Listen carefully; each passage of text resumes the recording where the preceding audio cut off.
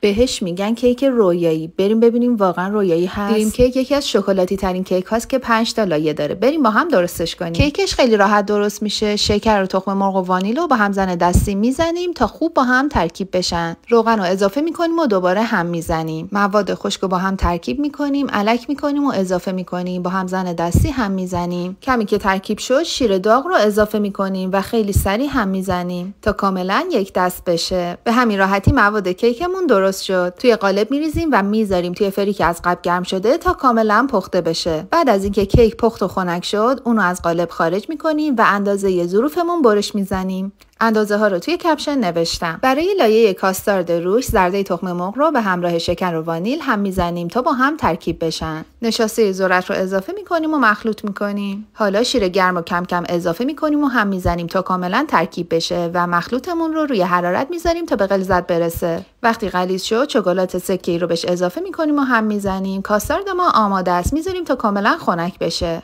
حالا سطح روی کیکمون رو مرطوب میکنیم، روش یک لایه کاستارد میریزیم، تکونش میدیم تا کاملا سطحش صاف بشه و بعد یک لایه از گاناش شکلاتی که دستورش توی کپشن نوشتم میریزیم. گاناش که کاملا خودش رو گرفت، یک لایه شکلات ذوب شده روش میریزیم و در نهایت پودر کاکائو الک میکنیم. اگه شکلات دوست داری مطمئنم عاشق این کیک میشی. حتما امتحانش کن.